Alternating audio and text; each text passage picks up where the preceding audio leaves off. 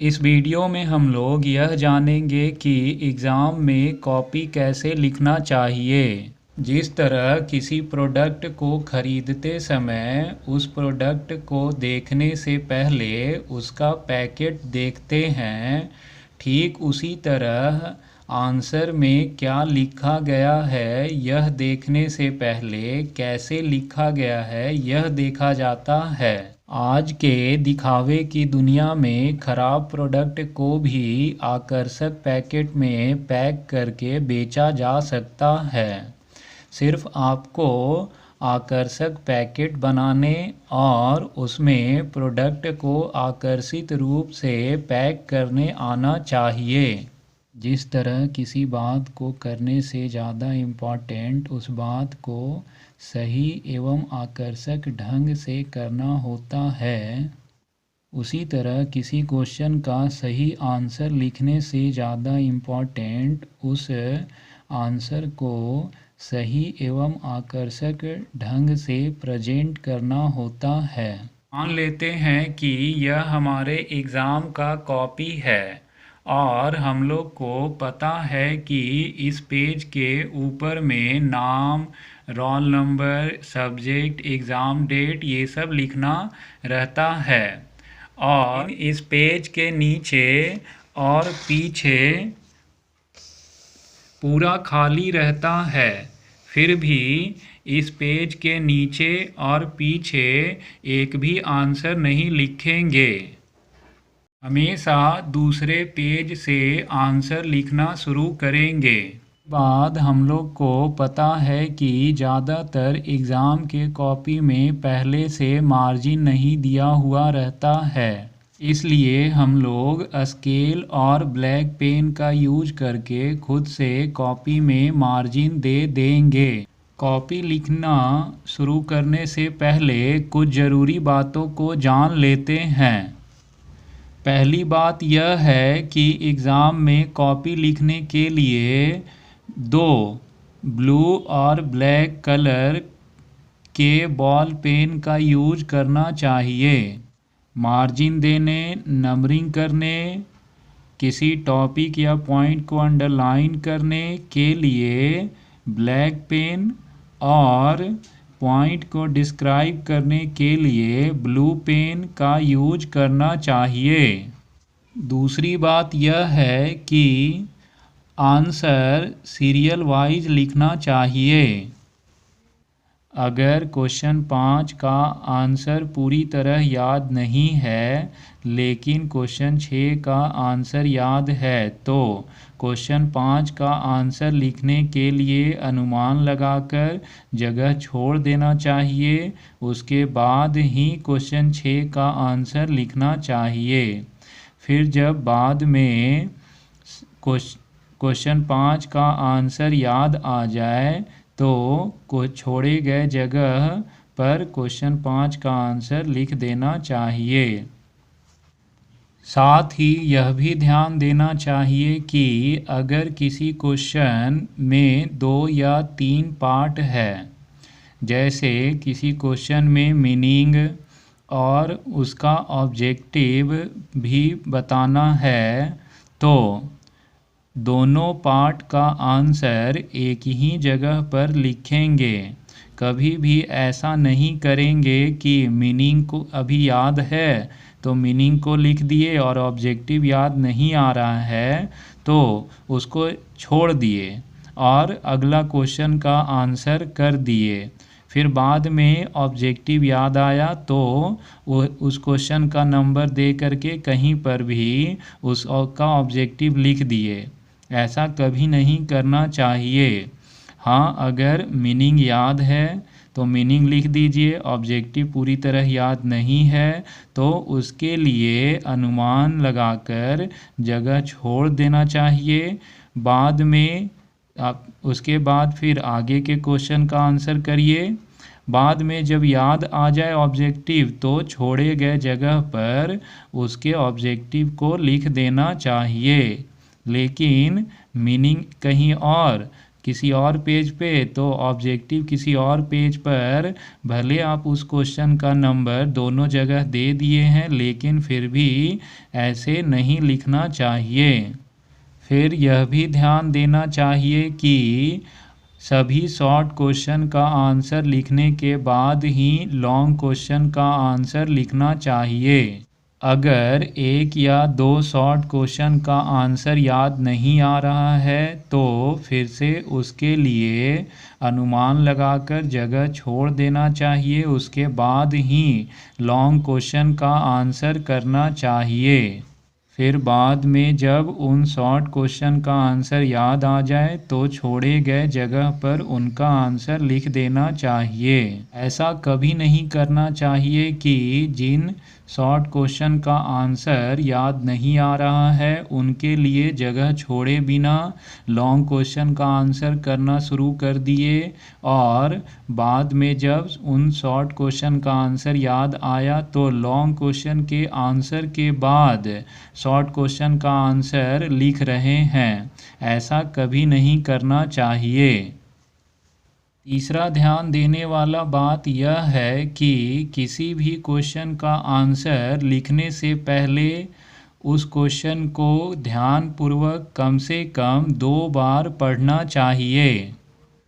Fourth बात यह है कि सभी कंपलसरी क्वेश्चन को अटेम्प्ट करना चाहिए। अगर किसी क्वेश्चन का पूरा आंसर नहीं भी आपको आ रहा है तो भी जितना आपको आ रहा है उतना ही लिखिए, मगर लिखिए।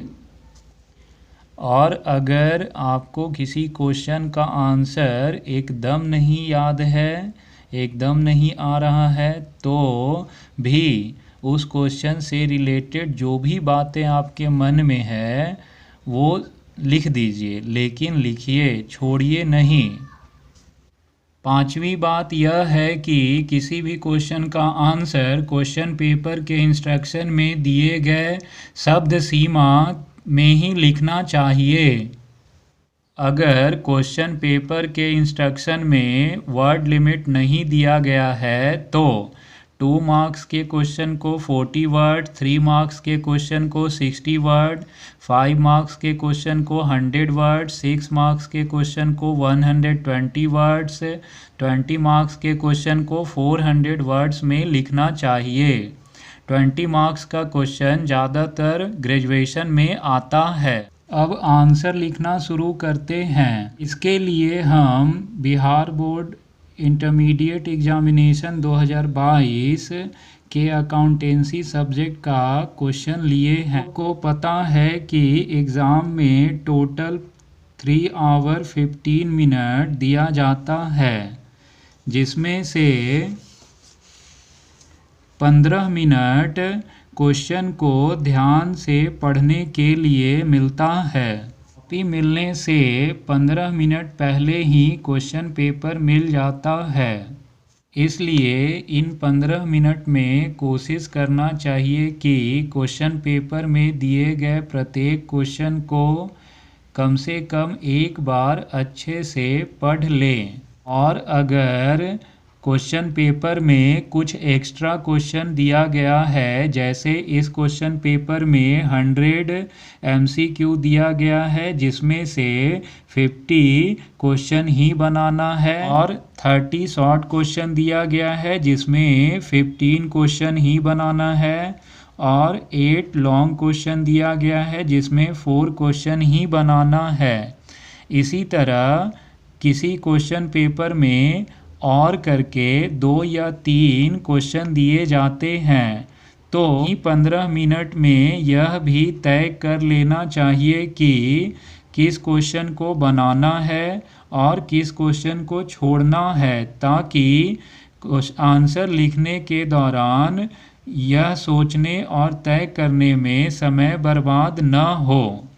एक और बात ध्यान देने वाला यह है कि आंसर के टाइप के आधार पर सब्जेक्टिव क्वेश्चन को 3 भागों में बांटा जा सकता है।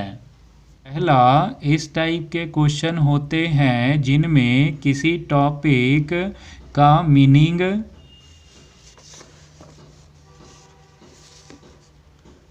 या डेफिनेशन बताना होता है। दूसरा, इस टाइप के क्वेश्चन होते हैं जिसमें किसी भी दो या दो से अधिक टॉपिक के बीच में डिफरेंस बताना होता है।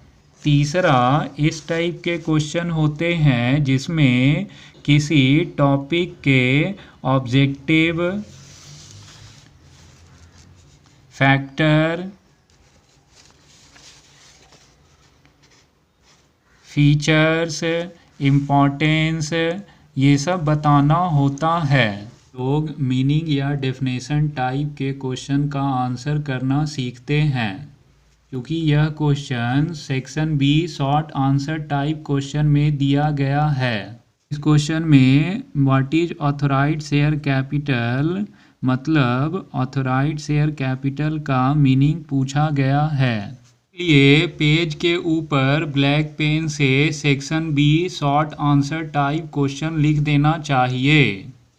के बाद ब्लैक पेन से ही answer 1 meaning of authorised share capital, फिर ब्लू पेन से ऑथोराइज्ड शेयर कैपिटल का जो भी मीनिंग हो वो लिखना चाहिए। ब्लैक पेन से लिखे गए सभी लाइन और आंसर पूरा होने के बाद नीचे ब्लैक पेन से ही अंडरलाइन कर देना चाहिए। ये जो अंडरलाइन होगा इसको मार्जिन के बाहर नहीं जाने देना चाहिए।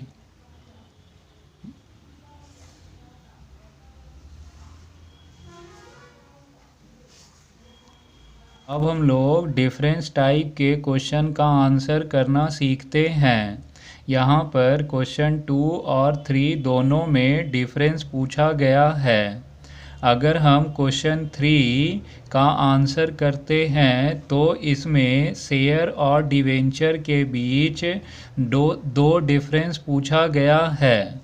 इसके लिए ब्लैक पेन से answer 3 difference between share and debenture लिखकर 3 कॉलम बनाएंगे। हालांकि यहाँ पर 2 टॉपिक में डिफरेंस पूछा गया है, लेकिन एक कॉलम बेसिस ऑफ डिफरेंस का भी लेना चाहिए। इसके बाद शेयर और डिवेंचर के बीच 2 डिफरेंस लिख देंगे।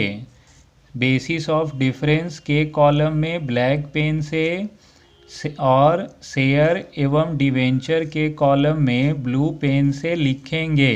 हालांकि यहाँ पर क्वेश्चन में ही 2 डिफरेंस लिखने के लिए बता दिया गया है, लेकिन अगर क्वेश्चन में ये न बताया गया हो कि कितना डिफरेंस लिखना है तो क्वेश्चन के मार्क्स के आधार पर ये तय करना चाहिए कि कितना डिफरेंस लिखे। अगर क्वेश्चन 2 मार्क्स का है तो 2 डिफरेंस, और अगर क्वेश्चन 5 मार्क्स का है तो 5 डिफरेंस लिखेंगे।